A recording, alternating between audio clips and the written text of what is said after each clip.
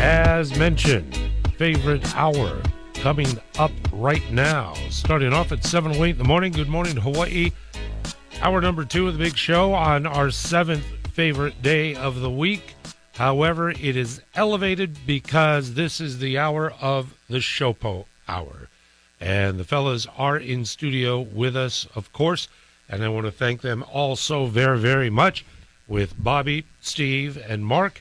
And gentlemen, thank you for making this an early visit each and every Monday. Bobby, good morning to you. Good morning, Rick. Another week, another hour, another discussion. Amen, brother. Amen. Steve, aloha. Rick, good morning to you. Happy to be here. Grateful to be here. It's a pleasure. Yep. It's a pleasure indeed. And Mr. Mark Cricchio, aloha Rick. to you. Good morning, Steve. Morning, Bobby. Good to be here. Even though I'm retired, I wake up at 5 in the morning to get here. Yeah, it's okay. That's right. Well, listen, we're going to double your pay for appearing on the show. We're going to All go right, from cool. 0 to 00. Beautiful. There we go. All right. There we go. All right, I'm in.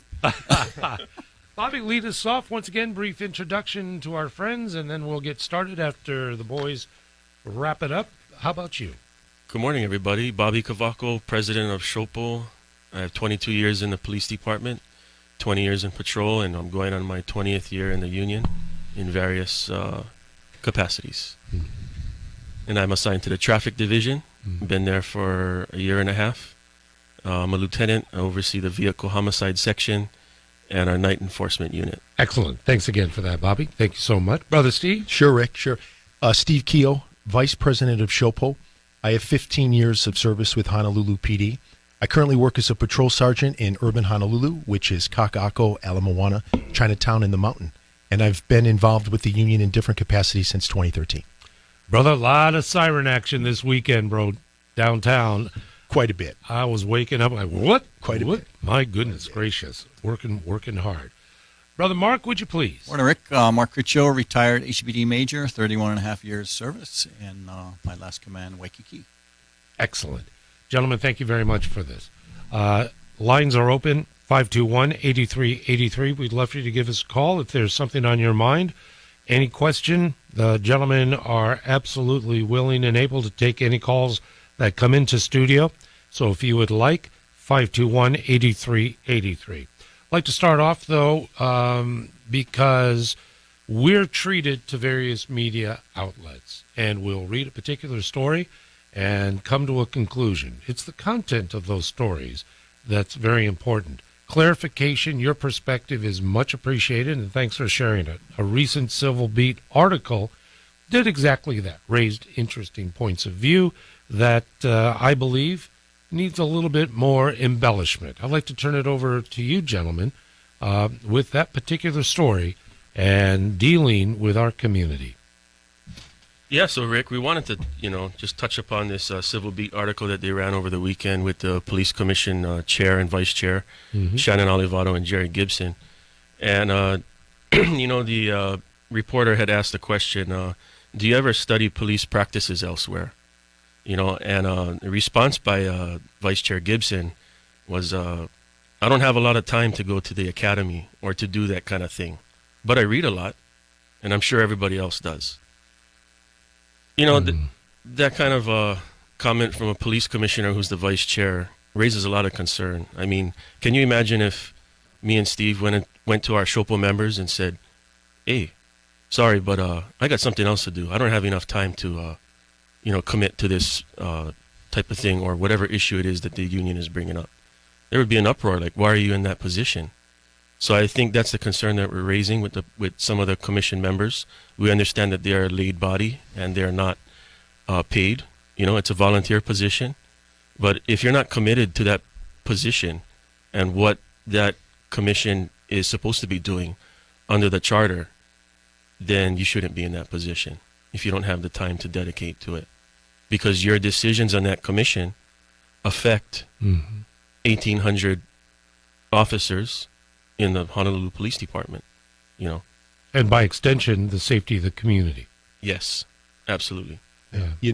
Rick, Bobby, Mark, I caught a piece of that article. I did read it. I think what Commissioner Gibson stated was something to the effect of, I don't have time to go to the police academy, but I do a lot of reading. Okay. Reading's not bad, but does it give you the total picture of what the Honolulu Police Department needs and what we're all about? And as someone that works for the agency and has a lot more years left before retirement, to hear that from an individual that is supposed to be involved in picking our police chief was a little disconcerting for me. I realize he's a busy guy. He does stuff with the hotels, right? He's probably a good guy, but we need commissioners to take an active role and really embrace the authority that they've been given and really take the time, especially if they're not up to speed on everything related to police work, educate themselves and do what's necessary. Then they owe it to the officers that work for this department, and they owe it to the community. I don't have time to go to the academy. The academy is in Waipahu. What is that, a 20-minute car ride? I don't have a lot of time to go to the academy, but you know what? I read a lot. I don't know about you, but that didn't make me reassured that we're in good hands here with picking the next chief. I'll just be up front with you on that. Yeah. Mark. Brother Mark? So like I've said before on this show, the police commission needs to get and talk to the rank and file, and they do not do that. You know, I know Jerry, I know Shannon pretty well, and they're really nice people. But as commissioners, not only them, but the whole commission, they do not go and talk to the rank and file. I don't see them going to lineups. I don't see them doing ride-alongs, right? The academy is one small little piece.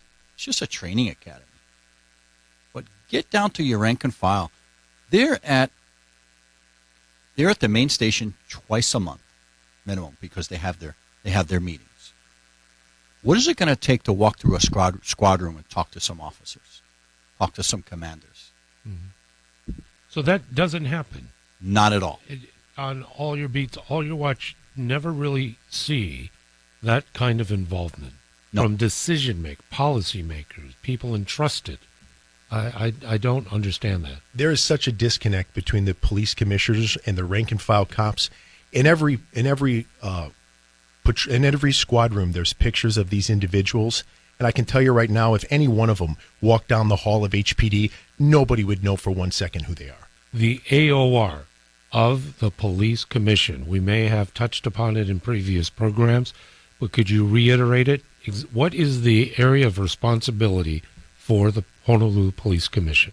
Well, under the charter, the Police Commission is responsible for a few things. One of them is to hire, fire, and discipline the chief of police. And the other is to hear and make decisions on complaints that are filed from the public against police officers. And the last that the Police Commission does, they make decisions for our officers that need to be represented in civil cases. So whether or not they get the representation from Corp Counsel or not. And they have rules that they need to follow. I think in the description that you've just given us, Bobby, it is crystal clear that there needs to be a more hands. I mean, it's just logical. It has, with the descriptions here, remarkable amounts of authority, binding, legal authority in decision-making that's rendered by this group. I'm not indicting them because to serve our community in any way is laudable.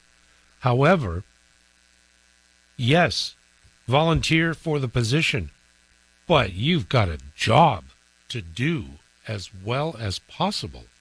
And the general public should make the demand on the police commission. Obviously, the rank and file, but the general public, because that's an extension of law enforcement, the police commission. I'm glad you, with the AOR again, because there should not be any ingratiation in the day-to-day operations of HPD. And Rick, you bring up a great point, actually, if I can, on this topic. Sure. There are certain politicians in our community that want to give the Honolulu Police Commissioners more authority to do exactly what you just said. Wow. And that is kind of play this administrative role, big brother, deciding what's going on. SHOPO is entirely against that. As Mark used this line before, stay in your lane, know your limitations. Let's be clear, SHOPO is against giving any more authority over the Honolulu Police Department to the Honolulu Police Commission. And there are politicians right now that are trying to give the commission more authority over how we operate the department. Would that be an actual change to the charter then would be required, or is this just an end around and, hey, by the way, you kind of want to take care of this? Brother Mark, Bobby? Yeah, I wouldn't imagine it would be, they would have to change a charter, but, sitting in some of those meetings, they're pushing right now. The current commission is pushing to change policy or dictate policy, and that is not their job. Their job is not to run the department. Yeah, Council Chair Waters has submitted, I believe, 4 resolutions for these changes, and if it does pass the council, it goes to the ballot this August. Oh, so these are ballot initiatives. Correct. The public will decide. Yes, the public will decide on this. Okay. Thank you for sharing. I had no idea. Yes. And thank you for sharing that. That's why we want to weigh in on it. All right. Listen, and that's just our first segment. And we have plenty more to go. It is the SHOPO Hour, heard right here on News Radio 830 KHVH. Love to hear from you at 521-8383.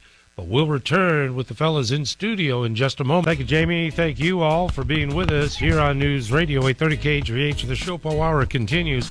We're going to revisit because there's more to the story that we started off the hour with, and we'll return to more details. But your telephone calls, very important, at 521-8383. We head out to Kapolei, and Jane is on the program with us. Jane, aloha. You're on the SHOPO Hour. Good morning. Good morning. I wanted to kind of ask how they felt when Sharon Hard got off on a technicality, even though they had the videos and everything else. And, she gets off scot-free. Thank you very much for the call. I think your dog is sharing an opinion in the background of what really took place. But, Jane, thank you so very much. Gentlemen, who'd like to start? Well, I think we covered this last week. We did. It's atrocious. Look at the body cam. Look at the way she reacted towards our officers. She was obviously impaired. And the judge turns around and, dump the case, which is happening every single day in our court system. We need to hold these judges and prosecutors accountable. That body cam footage, is it accessible by media requesting that? If they were to include that in a story, could they have asked for that to give perspective on what took place? Yes, they could have. They could have. Yep. And Rick, I think I was watching one of the news channels here locally, and they did have a brief clip on at some point illustrating partially her conduct to the officers.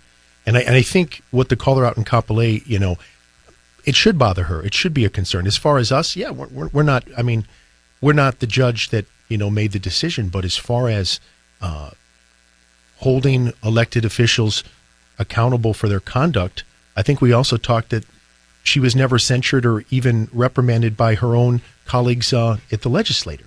Yeah, we went through that. Yeah, we did discuss, but it's still, even a week after our thorough discussion, still top of mind because the overreaching is favoritism and understanding that if it was one of us, the outcome would not be the same at all. There would be serious repercussions in this, Bobby. Absolutely. And I think we would have to refer to, again, which we touched upon last week, was the deputy chief in Kauai carrying his gun through TSA and how he's not being held accountable. So, it's a double standard. Man. Tell you what, one more call, and then we're back on our initial topicality, but love to hear from you folks at 521-8383. Bobby, Steve, and Mark. It's the SHOPO Hour. Kurt in Niu Valley at 7:26. Good morning, Kurt. Hey, good morning. Bottom line up front, fellas, I got my house lit up blue, so for this month there'll be a blue light on there in Niu Valley. My a comment is on last week and started again this week on the KPD deputy chief and incident there at the airport. It seems more like you've got a, I don't know, stomachache or something with that deputy chief and the Kauai chief, because each time you mention the handling by TSA of his incident, which is not him, it's TSA, grumbled to TSA. And then you also grumbled about the KPD investigation, which, Mark, you alluded to that investigation pyramid where the chief would be the investigative officer, right? Have a senior officer investigate that. And, I mean, I don't know how the investigation went and what was found, but clearly it was found to where it didn't need to have the discipline that you all were hoping for. So I'm just wondering if it's just grumbling that, you know, that it's a Vegas deputy chief and chief instead of a KPD one. All right. Thank you very much, Kurt, for bringing it up. And, gentlemen, response to Kurt, Niu Valley. Well, Kurt, thank you for, calling in, and we appreciate your support with lighting up your house blue, and supporting the police. With that situation in Kauai, I'm going to actually be filing a complaint with the department, or actually with the police commission regarding that incident. We have information that that incident was not reported per protocol through 911, which would have been done if a regular officer had gone through the line with their gun in a loaded backpack. I mean, or a loaded gun in their backpack. And they called the chief of police directly, who then came down and then took the possession of the firearm. And the deputy chief was not detained, not cited, or dealt with, was allowed to board his flight. That, what our position is that would have never been done if it was an officer, a non-high-ranking officer. So it was a circumvention of protocol, and the chief himself came down to the airport, took the firearm, and allowed the APD to board the plane. Yes, so the chief violated their own standards of conduct by not following the proper protocol. Right. And the deputy chief continues to be at work currently and not be on restricted duty. No ramification from what we can see at all, right? No, because if it was one of our Goodness members, gracious. we'd be on restricted duty, taking our gun and badge being taken away, and we'd be on desk duty pending the outcome of that investigation, which would probably run about a year. Straight up. Yeah. It'll probably run about a year. Oh, my goodness. By the way, Kurt, thank you for the call. Any other commentary on this particular issue? Steve, Mark? The only reason why we brought up the deputy chief of Kauai last week is because you said it made headlines. It did. So that's why we brought it up. Other than that, we would have had no reason to bring him up. So this isn't, it's not a personal thing. It's not that we don't care for him. It's simply that we feel as a union, a statewide union, that there's a perception that the number 2 at the Kauai Police Department is getting preferential treatment, that our members of a lower rank would not be receiving. And it's really as simple as that. And Rick, may I add, another Please. reason why we bring this up is because we constantly have our members on Kauai being disciplined by the chief and the deputy who sits on the administrative review board. And a lot of times they're heavy-handed with their discipline, and the union has to spend money and go through the arbitration process in order to have an arbitrator look at it and see whether or not the discipline was fair and just. And a lot of times they side with the union, that the chief, is a little more heavy-handed with their discipline. So if they're going to take that stance, then police your own, make a decision on the incident, and it can't be a double standard. Would there be a counter to that it's speculative, or is there actual history or precedent where a lower-ranking officer, etc.? Okay, if I went to Honolulu Airport, I'm a patrol sergeant, right? If I brought my firearm to TSA, there's no way that Chief Vanek would show up step in right then and there, take the firearm from TSA, and I'd get on the plane and go where I'm going. Never happened. Absolutely. Mark, final thought before we go to our break. So I'm not looking at it as a union point of view. I'm, like I brought up last week, I'm looking at it as the disconnect between rank and file and command. The difference in the way discipline is handed out. Because I've seen young officers, like Bobby said, over a year and a half of investigations to either get cleared or you could get disciplined. So I look at it at that point. I don't know this guy from Adam, whether he's local, whether he's from Vegas. It doesn't matter. It's just that protocol's not followed and then not treated the same as your lower rank. That's all I'm looking at it as. I appreciate it. And gentlemen, that's why I love this hour, because as a citizen, we get to learn. We get to learn and get a perspective, a balance of what we consume in news and reporting, and then the viewpoint that addresses what we're exposed to. And your willingness to be here is, again, so appreciated. And more of our friends online as well. We'll get to calls coming up right after the bottom of the hour news and more. Again, it is the SHOPO Hour on News Radio 830 KHVH. Bobby, Steve, and Mark return in a moment, and 7:32. It's the SHOPO Hour on News Radio 830 KHVH. The SHOPO Hour continues here on News Radio 830 KHVH with Bobby, Steve, and Mark in studio taking your calls at 521-8383. We're going to head over to Makakilo, and that's where Bob joins us this morning. Bob in Makakilo, welcome to the program, and you're on the SHOPO Hour. Hello. How's it, Rick? How's it? I just wanted to commend. Yeah, I just wanted to commend all the guys there for, following their oath of office and looking out for the citizens. I really think that there's some kind of agenda with these local politicians where they're gravitating heavily toward the insanity and all the insane laws of New York and California. So, I'm very disappointed that none of these politicians or commissioners actually go and have any kind of meaningful conversations with SHOPO and the police officers, especially in regards to serious bills. So, again, it's incumbent on all of us as voters to evaluate this and vote the people that can take care of the citizens. Anyway, that's my comment.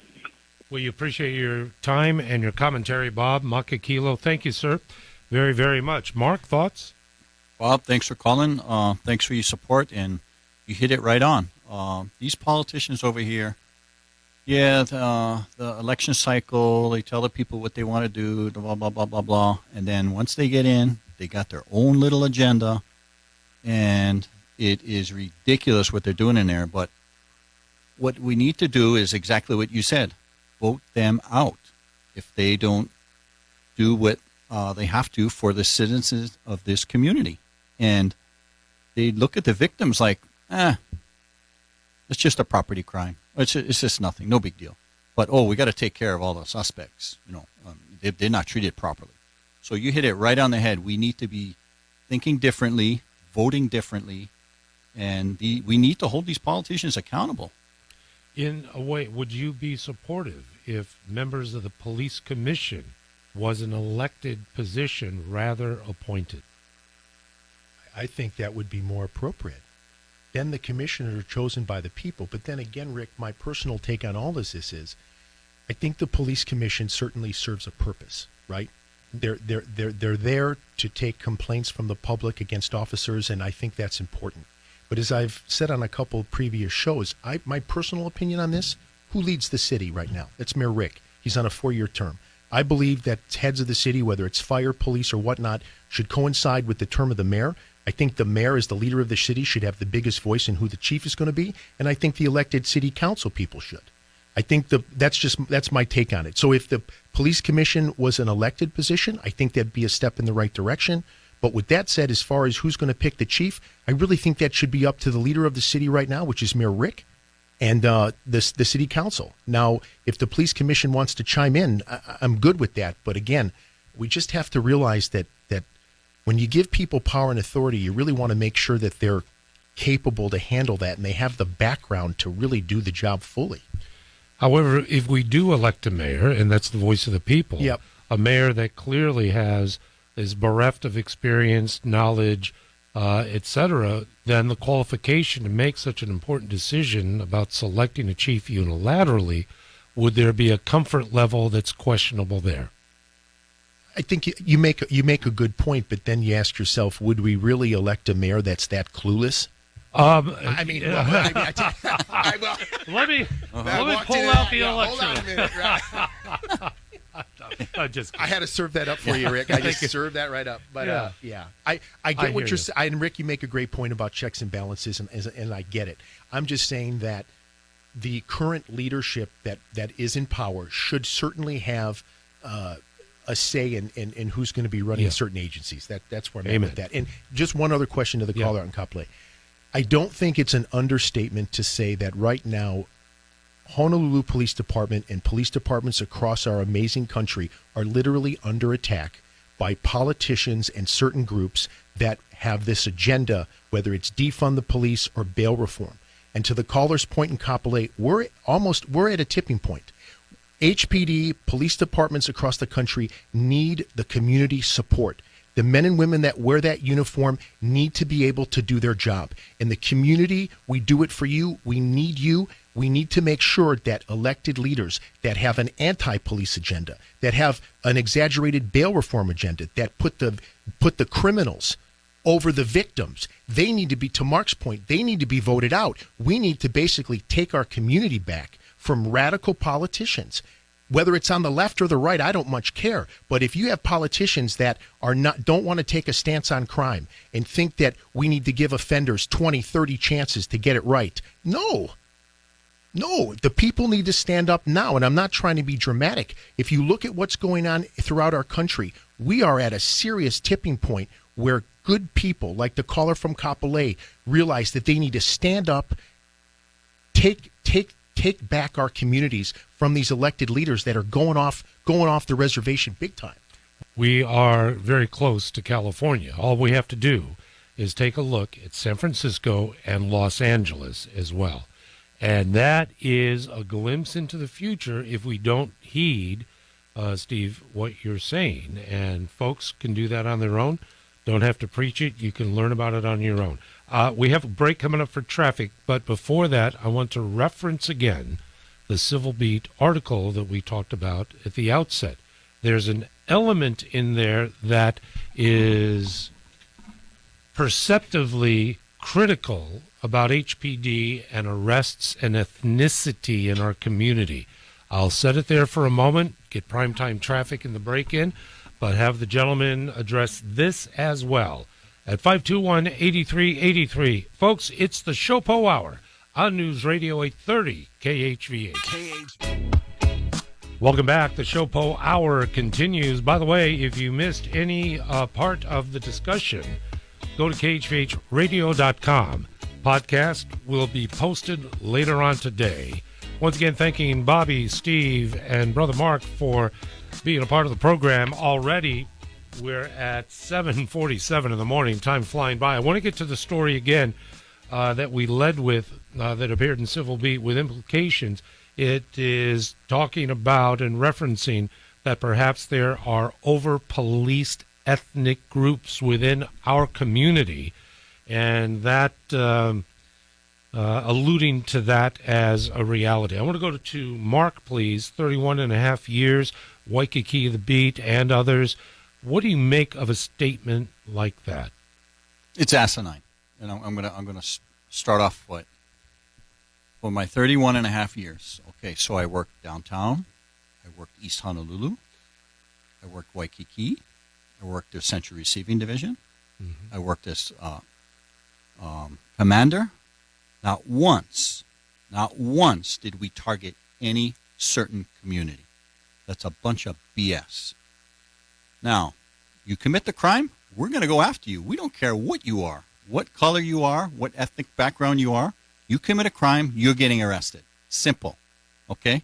So, there's another community, and I'm not going to say which one, but they wanted a meeting with HPD saying, you need to understand our culture. No. You live in the United States, you live in Hawaii, you abide by our laws. Simple, right? If you go back to your country, that's your country. But abide by our laws, follow them. Otherwise, you're getting arrested. Simple. I mean, it's ridiculous how they're saying, oh, there's so many Micronesians in jail, there's so many Hawaiians in jail, there's so many others in jail. Well, stop doing the crimes. Simple. And we'll leave you alone. Right? We don't care what ethnic background you are. Just don't do the crimes. We're sick of, and the public and us are simply sick of you guys doing robberies, thefts, burglaries. It's ridiculous. There's a story that I was going to reference, headline 17. Mike, I remember when they were 17. 17, behind the wheel of a stolen vehicle, sleeping after committing a series of crimes at 17. And it just speaks to the demographics and the age. And this is not a unique story, right, Mark? No. So, one thing I have to say is if you communities feel that way, well, how about talking to your own people? Or how about giving your own people some help? Come to the department. We'll help you.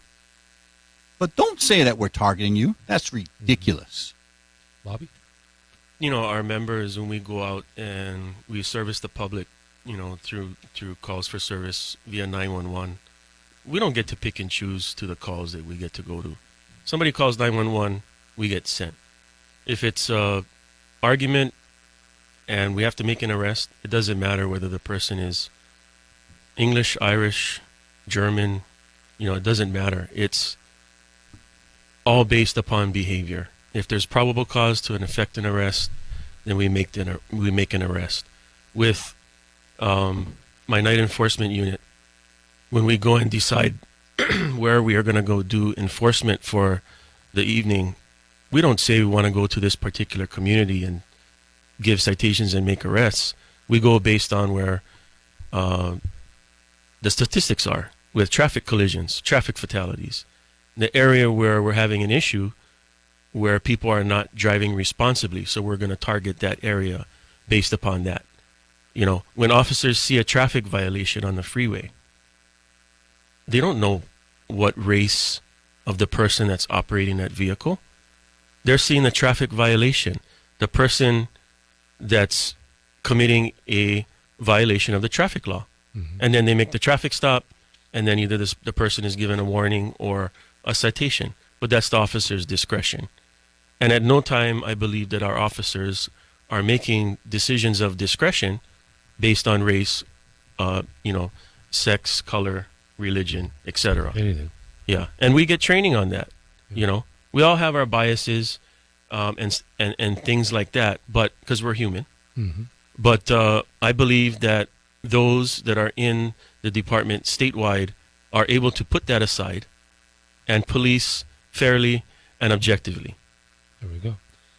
Steve, briefly, we'll go to some calls if we have time, but I'd love to get your take too. Sure. So I've just been listening to both, Bobby and Mark. I can give you some straight up facts because I work Urban Honolulu Patrol, third watch from 2 in the afternoon till 11 at night. Mm-hmm. I can share with you that you brought up a 17-year-old in a car. Right now in urban Honolulu, we are having challenges with the Micronesian youth in that area. Whether it's assaults, robberies, various felonies, that's a reality, that's a fact. Okay? It's unfortunate. With that being said, I would ask the elders of the various communities, as in Hawaii, we are a melting pot. You have the Vietnamese, you have the Chinese, the Korean, everybody, okay? Mm. The elders of these communities, where are they? Where are they reigning in their youth? Where are they setting the example? Mark alluded to something where you don't understand our culture. Okay, we can listen to you, but what are you doing to help yourselves and to help us? And to Bobby's point, dispatch calls out urban Honolulu units. Caller states that she just had her bag taken and was punched in the face. We don't know who did that, but when we get there, if it's the same people again and again, yeah, it is what it is. And if the statistics show that certain communities have more contact with law enforcement, that's not the police's fault. We can talk about social programs and education and family interdynamics. I'm all for that. But at our level as police, we are reactive in that sense. If there is a felony that's committed, I'm sorry, Rick, we don't get as police to go to this criminal case and say, oh, you know, ma'am, you were robbed at gunpoint, but because a certain minority group did this, I'm not going to arrest that person because maybe they had a rough childhood. I'm not being sarcastic. That's not how we operate. You know, so I'm all for community leaders within the communities stepping up, building partnerships with the police department, great, but then hold your own accountable. It's not the police department's job to raise your kids or raise your young adults. That starts in the home. So, having said that, have any of you experienced community leaders approaching you or command or even the office of the chief to say, listen, we're having a tough time. We're assimilating. It's difficult for some of our people. I know that they're part of the criminal element in our. What can you do to help us, and how can we help you? Have you ever been approached in that way? I don't think I can remember. As a patrol sergeant in urban Honolulu, that's never happened. Mark, 3 decades plus? Well, I know the current acting chief Vanek that he is trying to bridge the gap with the Micronesian community. However, again, it's to understand, you know, their culture and this and that. But you know, to me, that's the wrong approach. To me, is hey, get your people in line. If you guys are committing crimes, knock it off. We'll help you. Like Steve said, hey, we'll help you with programs or you know, we'll send people down to talk to you and all that. But you know, bottom line, get your people in order there. You know, I mean, and if I could just add one point, as a department, we would like nothing more than men and women that want to join the police department from the Micronesian or Chukis communities. Come on board, come out. But we don't have that. We don't have that kind of recruitment. We have very limited officers from that area of the world, and they're spectacular. So let's be real clear. We'd be more than welcome to have officers of Micronesian, Chukis, descent, whatever, come on board. Well, the one thing is that I am familiar with is coffee with a cup. And it's just a way of accessibility, community engagement, and being available. So at any point in time, if an individual, a leader within a particular group, whatever it might be, it's not as if there's a wall. It's not as if you have to make a reservation. The accessibility is right there, right on the street, right at these outreach events, and ultimately to the higher levels of management. But bottom line is, it's a two-way street. 2 ways. There has to be a give and a take together. News Radio 830 KHVH. It is the SHOPO Hour. We're coming up to the top of the hour and out of time. I would like to turn it over to our gentleman in studio because just briefly, I mentioned a headline about HPD more secretive than ever. That's the headline. But briefly, the reality of the story speaks to what? Mark? It's basically we went to a new radio system, so it's all encrypted. So now the news cannot hear, say like on a scanner, right? So you cannot hear that. So now, of course, headlines, HPD secretive. It's not secretive. We went to a better radio system, and it's encrypted. Simple. But I think, Bobby, you could allude more on that. Well, you know, the radio system has been in existence for the last 20 or 30 years, and I can't remember a time when our transmissions over the radio has, you know, actually compromised an investigation. I think that the media should be allowed to have those devices and then be held accountable for them. You know, make it a one-way, only an incoming, portable, so that they can receive the information on what's going on. But that's the whole difference with, or the whole position of being transparent and allowing the media in the community to be able to get that information. I want to say one thing. Thank you. Thank you. Thank you, Bobby. Thank you, Steve. Thank you, Mark. It's already the end of the program today. Flew by as always, but looking forward to next week. Have a great week, your members and all of our men and women who serve us. Thank you. Take care, Thank you. Rick. Thanks. SHOPO Hour returns 1 week from today. We'll go on our